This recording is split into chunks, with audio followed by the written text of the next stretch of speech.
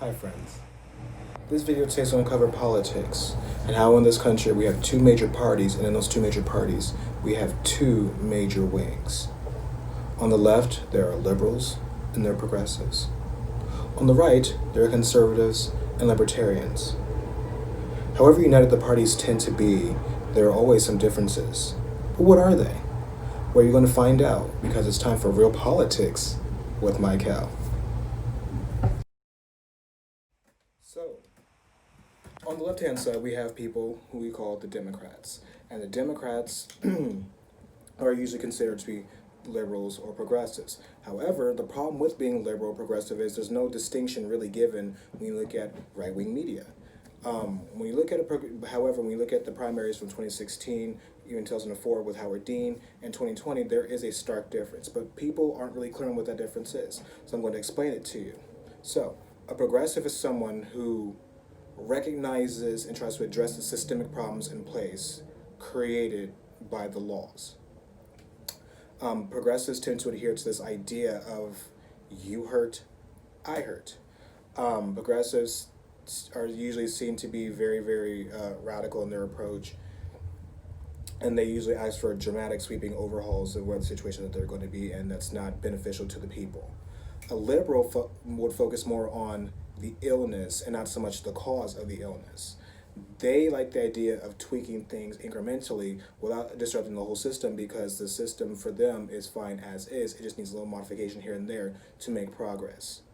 For example, you would think of body cams. A liberal would advocate for police having body cams. That way we can see what they're doing and how they're behaving with everyday citizens. However, a progressive would like the idea of body cams, but they'd also think that we need to look into the training that these people are receiving to necessitate the use of body cams in the first place.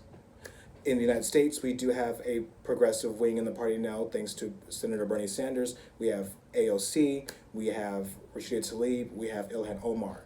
However, the old guard is still there as far as, being a moderate or a liberal goes. We do have Joe Biden, Kamala Harris, Pete Buttigieg, Amy Klobuchar. There is a distinction between the two areas of the Democratic Party. There is a distinction between being progressive and being a liberal. It's just a matter of pretty much where your views settle and where your views lie. If you are for small changes to the overall structure without actually doing too much to affect the world as is, essentially, then you would probably be a liberal. If you feel like the situation that we're in right now is not moving fast enough to be equal or be great for everybody involved, and you feel like there should be an overhaul put in place, if you look at Obamacare, it was increments. It was a small change to a larger problem, whereas Bernie Sanders advocated for Medicaid for all, which is a huge change to a problem that has been around in this country for at least the past almost 60 years, because JFK has also advocated for that.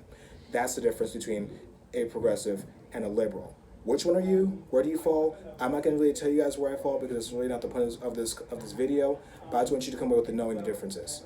Now, on the flip side, on the Republican side, we have libertarians and normal everyday conservatives.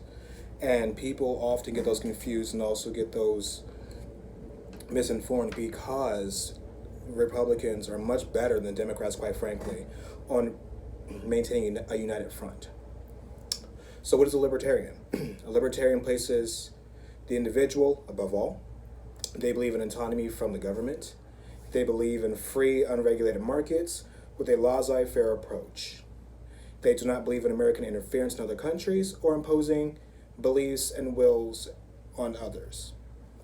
A conservative will adhere to the American traditions, or family values as they call them now. They believe in moral universalism, they believe in American exceptionalism, and the belief in strong defense of their values, while advocating for states' rights and for the government to use their power to hold those traditions. So pretty much the distinction between a libertarian and a conservative is a conservative who has no problems with saying, hey, I want these values imposed upon you. I want these values, because America is exceptional, I want these values spread throughout the world. And you've seen that many times. You've seen that with George Bush trying to spread democracy to Iraq. You've seen that with Theodore Roosevelt trying to spread American ideals all throughout the Western world during his tenure between 1901 and 1909.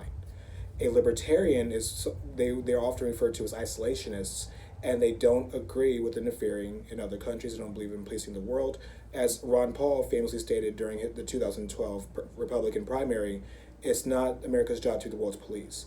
That's not saying they don't believe America any less ardently than their conservative would, but they do not believe that we should be running interference, giving money to other countries, and having wars when we should be focusing on what's going on in America and putting our money and our resources into the American people, so that way the American people can pursue life, liberty, and the pursuit of, and the pursuit of happiness, unencumbered. Whereas a Republican would like life, liberty, and pursuit of happiness, but they also want everybody to have that life, liberty, and pursuit of happiness as prescribed and as ascribed through their ideals. So that's the difference between a libertarian and a conservative. A libertarian is pretty much the far. I guess you can say the more far right side of the situation when it comes to economics. They're very, very fiscally conservative. However, they're more socially liberal than their conservative counterparts. Because again, in order to have a free market, in order to have all these freedoms, whatever, then you have to allow people to be what they so wish to be. And so that's where a distinction comes from. Some people will call them moderate Republicans, but that's the distinction. That's where you hear that phrase, socially liberal and fiscally conservative, up until a few years ago, which would apply almost exclusively to a libertarian. Now you have Democrats using that term. That's usually the umbrella they fall under.